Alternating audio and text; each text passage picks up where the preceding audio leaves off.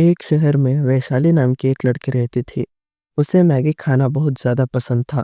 वो एक दिन स्कूल से घर वापस आई और अपनी माँ से कहा, माँ, मुझे बहुत ज़्यादा भूख लग रही है। मुझे खाने के लिए मैगी दे दो ना। मुझे पता था तू मैगी ही मांगेगी। मैंने ये पहले से ही बना के रखा है। आजा, हाथ धो ले, मैं प्लेट लगा देती हूँ। वैशाली हर दिन कम से कम एक बार तो मैगी खाती थी और जब घर में कोई भी नहीं होता था तो उसे सिर्फ मैगी ही बनाना आता था, तो वो मैगी ही बनाकर खा लेती थी। कुछ सालों बाद वैशाली बड़ी हो गई और वो दूसरे शहर चली गई पढ़ने के लिए। वो वहाँ पर हॉस्टल में रहने लग गई। हॉस्टल में उसकी माँ नहीं थी तो उसे रोकने वाला कोई नहीं था, इसीलिए वो दिन में तीनों बार ही मैगी ही खाती थी। एक दिन उसकी माँ का फोन आ गया। अरे रिया, क्या कर रही हो? कुछ नहीं माँ, बस नाश्ता अभी अभी किया है। अब कॉलेज जा रही हूँ। क्या बनाया है नाश्ते में? माँ, वो मैंने मैगी बनाया है। अरे, फिर से मैगी? कितना मैगी खाओगी? माँ, वो कॉलेज जाने के लिए देर हो रहा था तो मैंने सोचा कि मैगी ही बना लूँ। वैशाली वैशाली ने कभी भी अपने जीवन में मैगी के अलावा कुछ और बनाना सीखा ही नहीं और कुछ ही दिनों में उसकी पढ़ाई भी पूरी हो गई और पढ़ाई पूरी करके वो अपने शहर वापस लौट भी गई। और वहाँ पर उसकी माँ ने उसको कहा, रिया, जल्दी से तैयार हो जा, लड़के वाले देखने आ रहे हैं तुझे। माँ, मैंने कहा तो था मुझे इतनी जल्दी शादी नहीं करनी, फिर भी आपने लड़कों वालों को बुला लिया। अरे, इतनी जल्दी से क्या मतलब है? यही तो उम्र है तेरी शादी का। अब नहीं तो कब करेगी शादी? 80 की होने के बाद। चल, तैयार हो जा जल्दी से। वैशाली के माँ के कहने पर वो तैयार हो गई और उसे देखने के लिए लड़के वाले आ भी गए।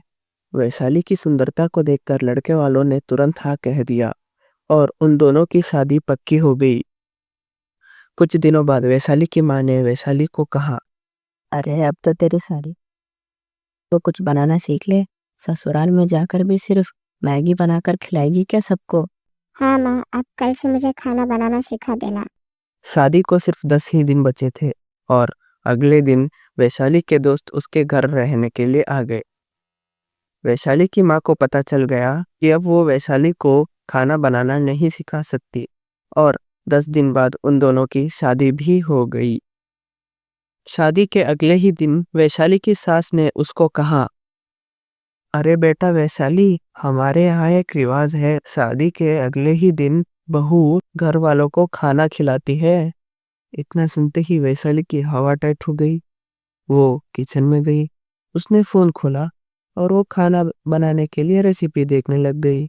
उसने फोन में देखकर खाना बना भी लिया, लेकिन जो खाना उसने बनाया उसे वो खुद ही नहीं चख पाई। उसे समझ आ गया कि उसकी लंका लग चुकी है और इससे पहले उस लंका में आग लग जाए, उसने स्टोव में 2 बर्तन रखे, उसमें पानी डाला और मैगी बना दिया।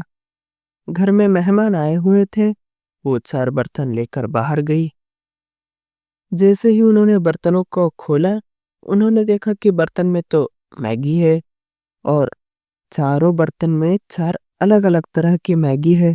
जो मेहमान आए हुए थे, वो तो सिर्फ एक दूसरे का शक्ल देखते रह गए और इतना सब होने के बाद भी वैशाली ने खाने बनाना तो नहीं सीखा। उसकी सास ही सबके लिए खाना बनाती थी। एक दिन उसकी सास को चक्कर आ गया और वो गिर गई। वैशाली और उसके पति ने उनको हॉस्पिटल ले गए और वहां पर डॉक्टर ने कहा, अब इनकी उम्र हो चुकी है तो इनके साथ ये सारी चीजें होना तो आम बात है। लेकिन हाँ, कोशिश ये करना कि इन्हें काम से हो सके उतना ज्यादा दूर रखना और इन्हें सिर्फ घर का अच्छा खाना ही खिलाना। इतना सब होने के बाद वो लोग अपने घर चले गए। अगला दिन हो गया। वैशाली की सास फिर से काम करने के लिए उठ गई। उसने देखा वैशाली प्लेट लेकर आ रही है और उस प्लेट में पराठा था और साथ में भाजी था। उसने खाना चखा। खाना बहुत ज्यादा बकवास था। वैशाली ने माफी भी मांगा और उसके सास ने कहा कि रोए ना, किचन में जाए और एक कुर्सी लगा दे। वैशाली खाना बनाए और उसकी सास उसे खाना बनाना सिखा दे। और हुआ भी कुछ ऐसा ही। उसके बाद वैशाली खाना बनाना सीख गई। आपको इस कहानी से क्या शिक्षा मिली, आप नीचे कमेंट्स में लिख दो। वीडियो पसंद आई हो तो लाइक कर दो और हाँ, चैनल को सब्सक्राइब भी कर देना अगर तुम मैगी खाना चाहते हो तो। अगर सब्सक्राइब नहीं किया तो मम्मी मैगी नहीं खिलाएगी। मिलते हैं अगले वीडियो में।